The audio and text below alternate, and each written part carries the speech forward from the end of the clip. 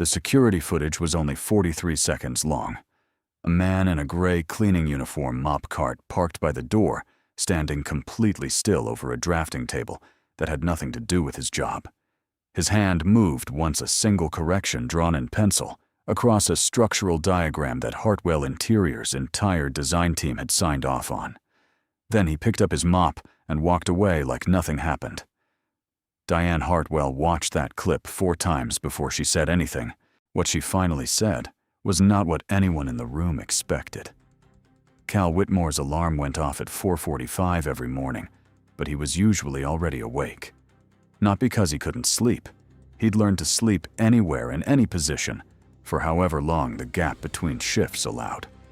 He was awake because the apartment was quiet, in a way that felt fragile, and somewhere in the back of his mind, he was always listening for Rosie. She was 8 years old and slept like a rock, but he listened anyway. That was the part of being a father nobody told you about. The listening that never fully stopped, even when everything was fine. He made coffee in the dark, the same way he did every morning, measuring by feel, because the overhead light in the kitchen had been flickering for 2 weeks, and he hadn't had a free hour to fix it. The apartment was small, 2 rooms on the 3rd floor of a building on Clement Street, where the hallway always smelled like someone else's cooking, and the radiator knocked through the night like it had something to say. It wasn't much, but the rent was manageable. The landlord left him alone, and Rosie had a window that faced east, which meant she woke up with sunlight. That mattered to Cal more than he could explain. By 5:15, he was out the door, thermos in hand, heading toward the first delivery route of the day. 3 jobs kept the math working: morning deliveries for a wholesale grocery distributor afternoon, dishwashing at a diner on Fulton, and the overnight cleaning shift at Hartwell Interiors 4 nights a week. None of them paid well. Together, they paid enough. Cal had stopped thinking in terms of more than enough a long time ago. He thought in terms of rent, groceries, Rosie's school supplies, and whether the gap between what came in and what went out stayed manageable. Most weeks it did. Some weeks it didn't. He never let Rosie see the difference. She was the reason for all of it, which sounds simple until you understand what it actually means to be the only parent standing between a child and everything that could go wrong. Cal's wife, Nora, had died 3 years earlier, a fast illness that announced itself in January and was finished by April. Rosie had been 5. Cal had been 38, halfway through a life he'd built carefully, around another person, and suddenly he was rebuilding it around the one person who needed him most. He didn't fall apart. He didn't have time to fall apart. He picked up a 2nd job, then a 3rd, and he kept going in the way that people keep going when stopping isn't an option. What he had buried quietly and without ceremony was the version of himself that used to sit in a drafting studio until midnight, working on load-bearing calculations and elevation sketches, arguing with professors about the relationship between structure and light. He had spent 2 years studying architecture before Nora got sick the first time. Not the illness that killed her, an earlier one that took a year and most of their savings. He'd left school to work, told himself it was temporary, and by the time temporary became permanent, he had stopped noticing the loss. There was a rolled-up portfolio tube in the back of the closet he hadn't opened in years. He used the drafting pencils inside it to make Rosie's wooden toys small carved animals and tiny furniture for the dollhouse he'd built her, from scrap lumber piece by piece, on the nights when he had an hour and the need to make something with his hands. The Hartwell Interiors building was on the corner of Market and 7th, 12 floors of glass and steel that housed one of the most recognized interior design firms on the West Coast. Cal had been cleaning it for 14 months. He knew which elevator stuck on the 4th floor, which bathroom sink on 7 had a slow drain, and exactly how long it took to work through the executive suite on 11 if he started from the north stairwell. He was good at this work, in the way that careful people are good at. Invisible things, thorough, quiet, consistent. Nobody on the design staff knew his name. That was fine with him. The night it happened was a Tuesday in early November. Cal was running the executive floor later than usual because a catering team had left a mess in the conference room, and he'd spent 40 minutes on cleanup before he could start his regular route. By the time he reached the main design studio on the 11th floor, it was past 1 in the morning. The room was dark except for the glow of the exit sign and the ambient light coming in from the street below. He moved through it the way he always did, efficiently, without turning on the overheads, using a small work light clipped to his cart. The drafting table in the center of the room was the senior team's workspace. Cal never touched anything on it, but that night, a large set of blueprints had been left unrolled, held open at the corners by coffee mugs, as if someone had stepped away mid-thought and never come back. He wasn't going to look. He was going to wipe down the surface around it and move on. But the work light caught the edge of a structural diagram, and something in the drawing snagged his attention, the way a wrong note snags a musician's ear, not dramatically, just wrong. Just off. He stopped. He looked at the diagram more carefully. The design was for a large residential installation, an open-plan living space with a cantilevered section extending over a lower level. It was ambitious work, genuinely interesting work, and whoever had drawn it understood proportion and flow. But the load distribution on the cantilever bracket was wrong. Not slightly wrong, critically wrong. The kind of wrong that passed visual inspection and failed under actual weight. Cal had seen a version of this mistake in a textbook once used as a case study for a structural collapse in a building built in the 1980s. The sign-off sheet clipped to the corner of the drawings listed 3 names, senior designers, all of them. All of them had approved it as drawn. He told himself to keep moving. He wiped down the side table. He moved the cart 2 feet to the left.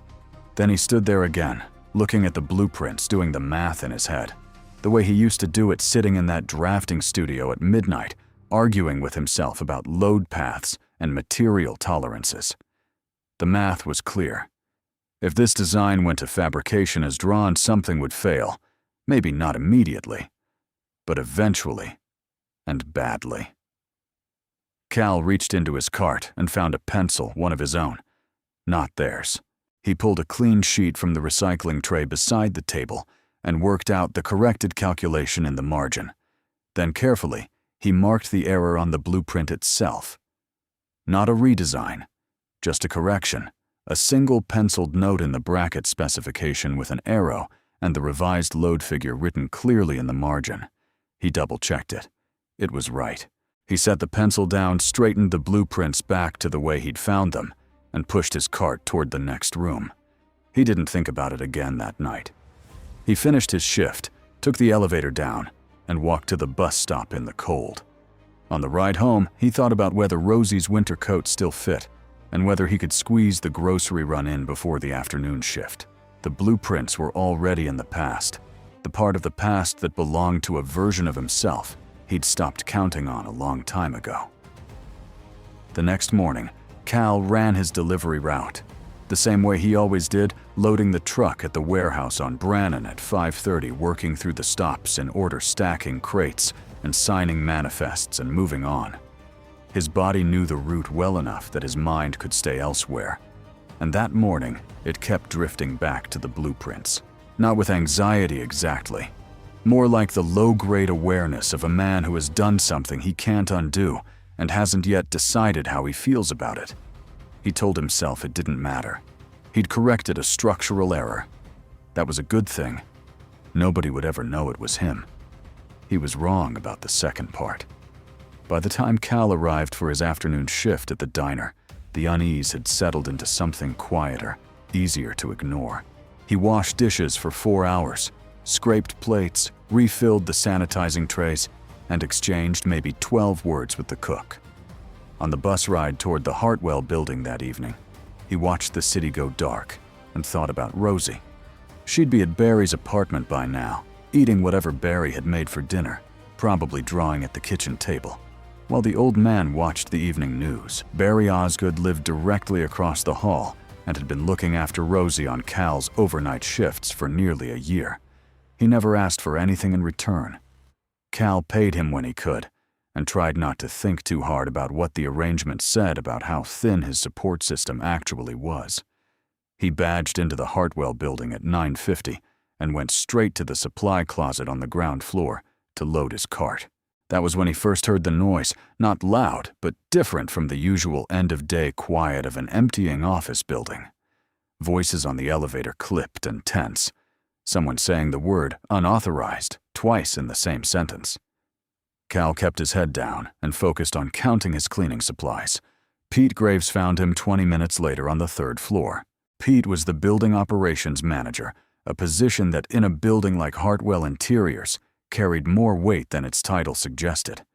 He had been in that role for over 2 decades, and in that time, he had developed a precise, unwavering sense of how the building's social order was supposed to function. The design staff occupied the upper floors and made decisions. The support staff, cleaning crews, mailroom facilities, occupied the lower floors and executed instructions. Pete enforced this division not with malice exactly, but with the particular conviction of a man who had built his entire sense of authority around it. When that line was crossed, it wasn't just a policy violation to him. It was something closer to a personal offense. He stopped Cal's cart with one hand on the handle and looked at him the way he looked at all the cleaning staff, a flat, assessing stare that made clear he was calculating usefulness rather than seeing a person. He told Cal that someone had interfered with materials in the design studio overnight, that the matter was being treated seriously, and that if the responsible party didn't come forward, the entire cleaning crew would face termination pending investigation. His tone was even and completely certain. He was not asking, he was informing. Cal held Pete's gaze and said he didn't know anything about it. That was technically true. He hadn't known at the time what he was getting into. Pete watched him for another few seconds, then moved the cart aside and walked away down the hall. Cal stood there for a moment, then started mopping. He told himself it would pass. These things usually passed. 2 floors above in the executive suite, it was not passing. Diane Hartwell had come back to the office that evening, specifically because of the blueprints.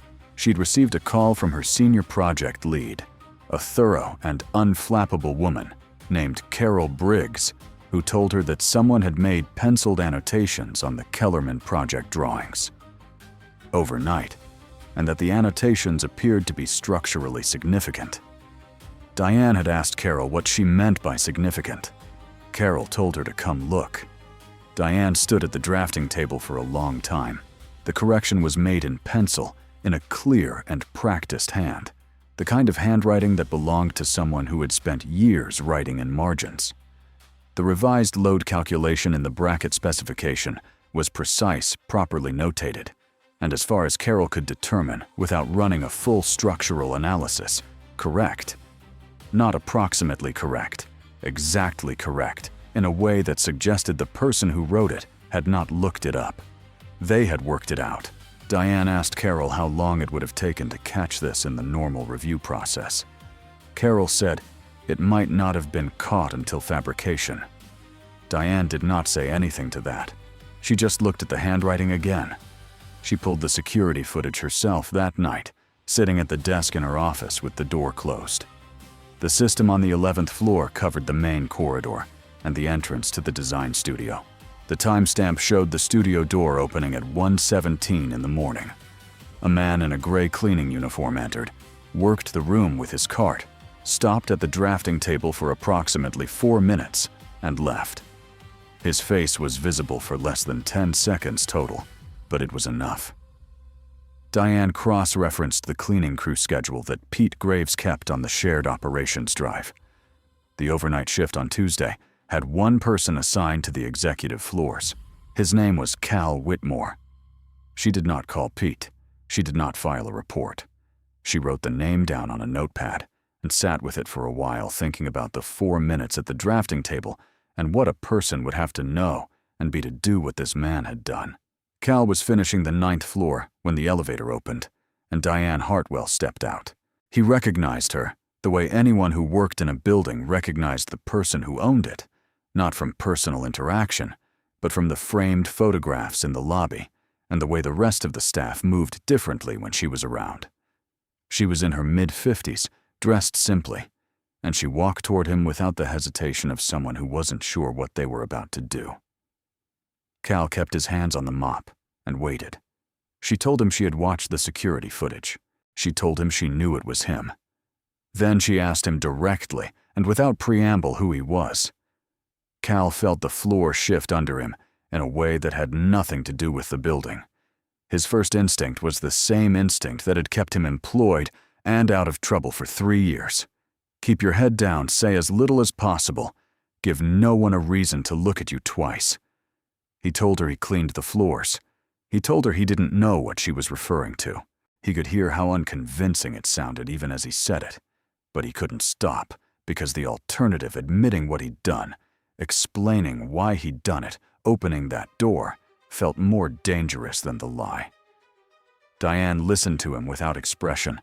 When he finished, she looked at him for a long moment, not with suspicion, but with the focused attention of someone filing information away. Then she said that she wasn't there to cause him trouble, that she had a few questions, and that she'd appreciate honest answers. Cal said he had a floor to finish. Diane said she understood, and that she would find him again. She took the elevator back up, and the doors closed, and Cal stood alone in the corridor, with his mop and the specific hollow feeling of a man who has just failed to get away with something. He didn't sleep well that night. The letter from Rosie's school arrived on a Thursday, tucked between a utility bill and a takeout menu in the mailbox downstairs. Cal almost missed it. The Alderman Arts Program, a selective enrichment track for elementary students showing strong creative aptitude, was accepting applications for the spring semester. Rosie had been informally recommended by her art teacher, a detail that made Cal stop on the stairs and read the letter twice. The application required a portfolio submission and an enrollment deposit of $350 due within 3 weeks, with the first semester fee of $800 to follow upon acceptance. Cal stood in the stairwell and did the math the way he always did, quickly, honestly, and without flinching from the answer. The answer was no. Not with the current gap in this month's budget. Not without cutting something that couldn't be cut. He put the letter on the kitchen table and didn't say anything to Rosie about it yet. He needed to think. That night after she was asleep, he sat at the table and looked at the letter and thought about her face when she drew, the particular quality of concentration she brought to it, the way she held her pencil, the small finished drawings she left on the table for him to find. In the mornings, like gifts, he thought about the Alderman program and what it might mean for a kid like her who had inherited something from both her parents that deserved better than a kitchen table and whatever pencils he could afford. He was still sitting there when his phone buzzed. It was a message from Barry asking if everything was okay, because Cal's light had been on past midnight. Cal typed back that everything was fine. He turned the kitchen light off and sat in the dark for a while longer. $350. He'd figure it out. He always figured it out. He did not figure it out that week. The following Tuesday, Pete Graves submitted a formal incident report to building management. He had spent the intervening days doing what Pete Graves did best, building a case. He had the security footage timestamp. He had the cleaning crew log. He had a signed statement from 2 other staff members confirming that no one else had been assigned to the 11th floor that night. He had, in his own words, everything needed to proceed. The report was filed with HR and copied to Diane Hartwell's office, recommending immediate termination of Cal Whitmore's cleaning contract for unauthorized interference with proprietary materials. Cal received the call during his afternoon dishwashing shift. The diner's manager gave him a look when the phone rang the 3rd time, and Cal finally stepped into the alley to answer it. The voice on the other end was from the cleaning company's operations office. They told him there had been a complaint filed against him by the client building. They told him his access badge had been deactivated. They told him his contract was suspended pending review, which in Cal's experience with suspended pending review meant it was over. He thanked them and hung up. He stood in the alley behind the diner for a long time, the smell of the kitchen exhaust thick around him, the afternoon traffic moving on the street beyond the chain-link fence. He ran the numbers again. Without the Hartwell income, the monthly shortfall jumped to a figure that the other 2 jobs couldn't cover. The enrollment deadline for Rosie's program was in 11 days. He had enough in the account for rent and groceries through the end of the month if he was careful. After that, the math stopped working. Barry was at the door when Cal got home that night, Rosie already fed, and sitting cross-legged on Barry's couch with a drawing pad in her lap. Barry looked at Cal's face and didn't ask any questions, just handed over a container of leftover pasta and squeezed his shoulder once before going back inside. Cal got Rosie settled, read her half a chapter of the book they'd been working through together, and waited until her breathing went slow, and even before he sat down at the kitchen table again. He put the school letter next to the notice from the cleaning company. He sat with both of them in the low light of the one lamp that worked reliably in the living room. He was 41 years old, and he was out of moves, and he knew it, and the knowing sat in his chest like something solid that he couldn't breathe around. The call came the next morning while Cal was loading the delivery truck at the warehouse on Brannan. He almost didn't answer unknown numbers during work hours, usually meant debt collectors or robocalls, but something made him pick up. The voice on the other end was calm and direct. It was Diane Hartwell. She told him she had read Pete's incident report the previous evening, within an hour of it landing in her inbox. She told him she had also spent the last several days having Carol Briggs run a full structural analysis on the Kellerman project drawings. Then she told him the analysis had confirmed the correction he made was accurate, and that without it, the design would have failed load-bearing inspection sometime after installation. She said all of this in the same tone a person uses to state facts, not to offer praise. Then she asked him to come to the Hartwell building the following morning at 9, not in the evening, not through the service entrance, at 9 in the morning through the front door. Cal stood next to the loaded truck in the cold and said he didn't think that was a good idea. Diane told him she wasn't asking him to think about whether it was a good idea. She was asking him to show up. Cal asked what would happen if he did. Diane said she didn't know yet, and that the honesty of that answer ought to count for something. She hung up before he could respond. He drove the entire delivery route that morning, turning it over in his mind. Every version of walking through that front door ended badly. In some way, he could identify Pete Graves, the contract dispute, the gap between what he was on paper and what he had done on that drafting table, which were 2 completely different things, and which he had no idea how to explain to a room full of people whose credentials were framed on their walls. He thought about Rosie's letter on the kitchen table. He thought about the number in his bank account. He thought about the portfolio tube in the back of the closet that he hadn't opened in years. By the time he finished his last delivery stop, he had made his decision. Not because he was confident, because he had nothing left to protect by staying away. He was at the front entrance of the Hartwell building at 8:55 the next morning, wearing the cleanest shirt he owned, which was a dark blue button-down that Nora had given him years ago and which still fit. The lobby felt different coming through the front door, wider somehow, though it was the same lobby he'd entered through the service entrance for 14 months. The woman at the reception desk looked at him with the particular expression of someone calibrating whether he was in the right place. He gave his name. She made a call. A few minutes later, Carol Briggs came down in the elevator and walked him up to the 11th floor without much small talk. The conference room off the design studio had 6 people in it. Carol took a seat at the far end. 2 senior designers Cal recognized from the studio floor sat with folders open in front of them. One of them was Greg Paulson, whose name Cal had noted on the sign-off sheet clipped to the Kellerman blueprints that Tuesday night. A man from the legal department sat to one side with a notepad. Pete Graves was in a chair against the wall, separate from the table, in the position of a person who had insisted on being present and been given the minimum accommodation. Diane Hartwell sat at the head of the table. She looked at Cal when he came in and nodded once toward the empty chair across from her. Cal sat down. His hands were still rough from the morning route, the knuckles dry and cracked from the cold. He put them flat on the table and looked at Diane. She told him the meeting was simple.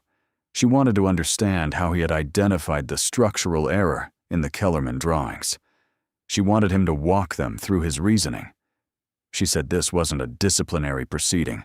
Pete's report had been noted, and its resolution was pending this conversation.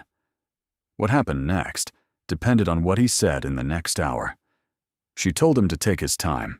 Cal looked at the blueprints that had been laid out on the table in front of him, a clean copy of the Kellerman drawings, the original correction still visible in pencil on the cantilever section. He looked at them for a moment, and then he started talking. Not smoothly. He started in the wrong place and had to back up, beginning with the load path logic, and then realizing he needed to explain the bracket specification first. So he started again. Greg Paulson leaned forward and interrupted him within the first 2 minutes. Greg told him the cantilever design had been reviewed by 3 structural consultants before the drawings reached the studio. He said it with the authority of someone who had stopped listening and started defending.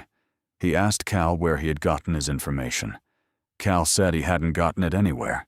He said he had looked at the diagram and worked through the load distribution from the bracket point, and the numbers didn't resolve correctly at the specified material gauge.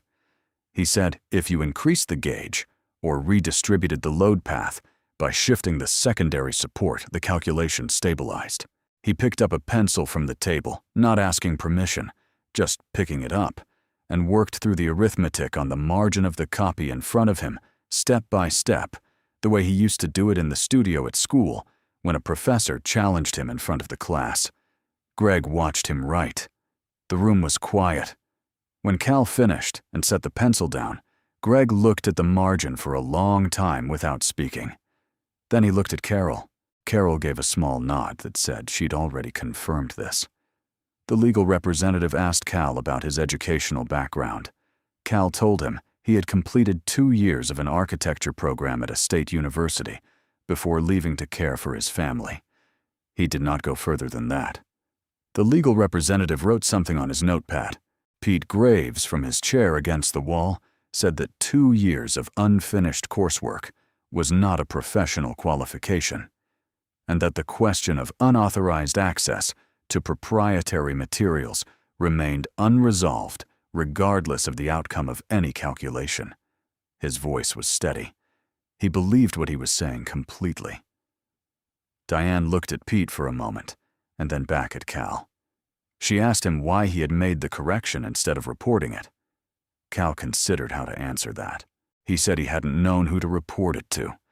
He said it was 1 in the morning, and the building was empty, and there was a drawing in front of him with an error in it that he knew how to fix, and so he fixed it. He said he understood. That wasn't how it was supposed to work. He said he wasn't trying to cause a problem for anyone. The room was quiet again. Greg Paulson had turned back to the margin calculations and was working through them independently, with his own pencil checking Cal's arithmetic. Nobody spoke while he did this. When he finished, he set his pencil down on top of his folder and looked at the table. He didn't say anything out loud, but the gesture said enough. Diane told Cal she wanted to ask him one more thing. She asked him what he would have done differently with the cantilever design if he were starting from scratch, not correcting someone else's work, but designing it himself. The question landed differently than anything that had come before it. It was not a trap or a test of credentials. It was the question you asked someone when you actually wanted to know the answer. Cal looked at the blueprint. He thought about the space the design was trying to create, the way the cantilever was meant to open the room toward the view to make the interior feel suspended and light.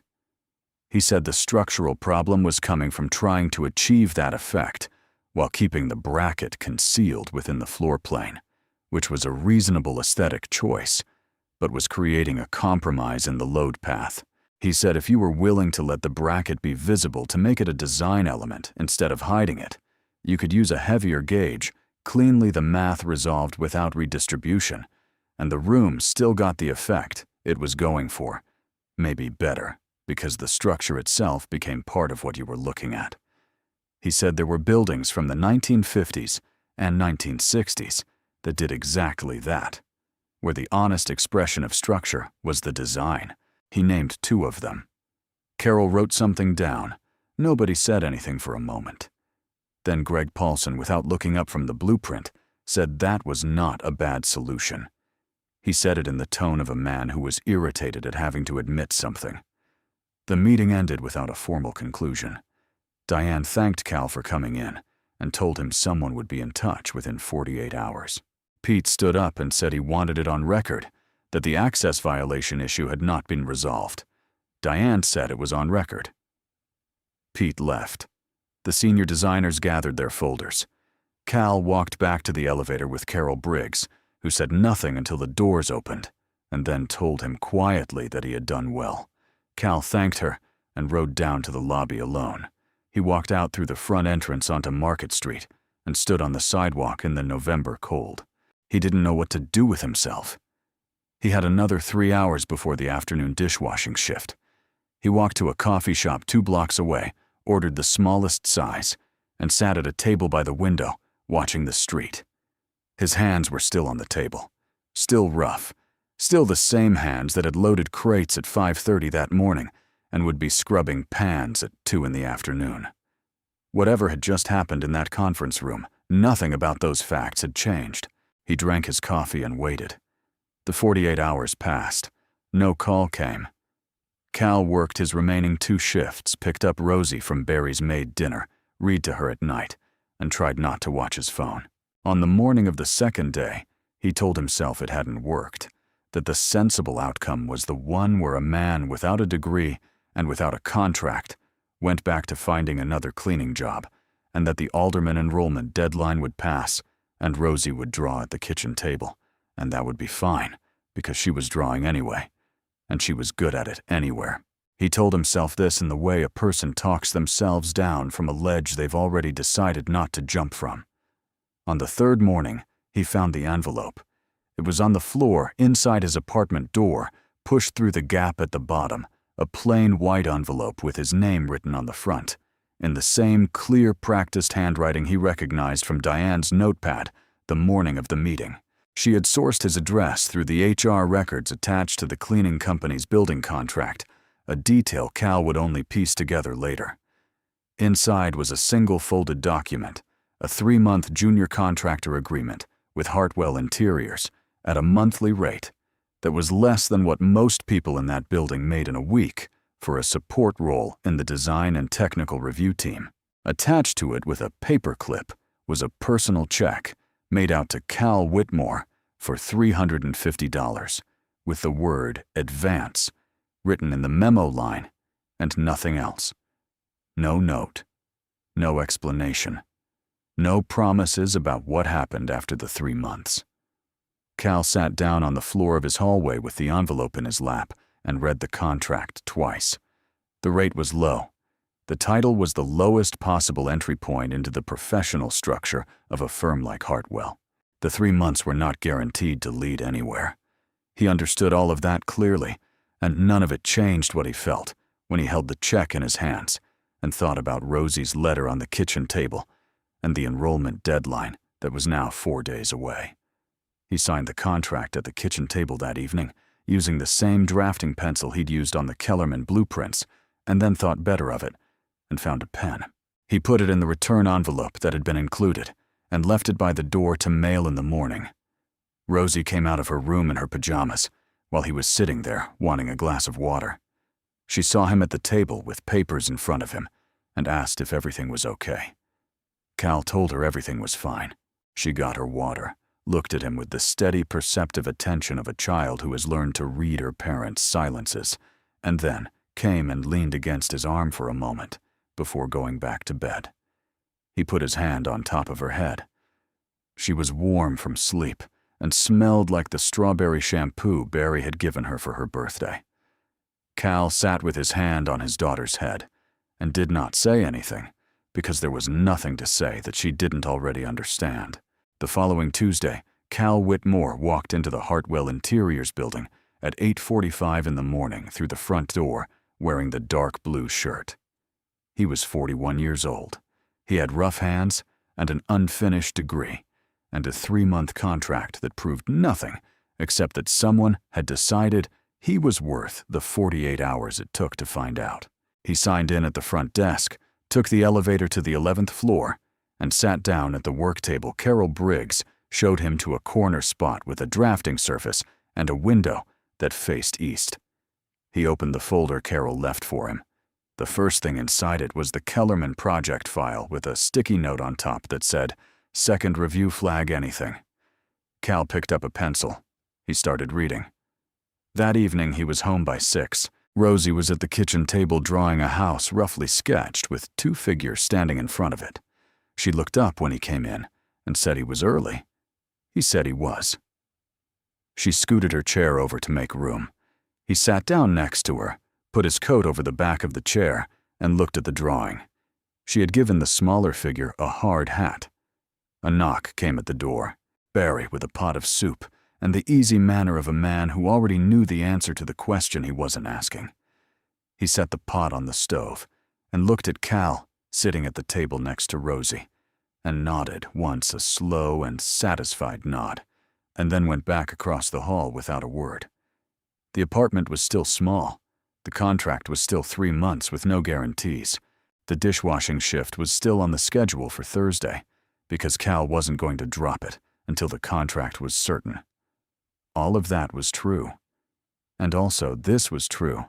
The kitchen light had stopped flickering because Cal had finally had a free evening to fix it, and the lamp above the table was steady and warm, and his daughter was drawing next to him, and for the first time in a long time, the morning alarm felt less like a summons and more like a beginning.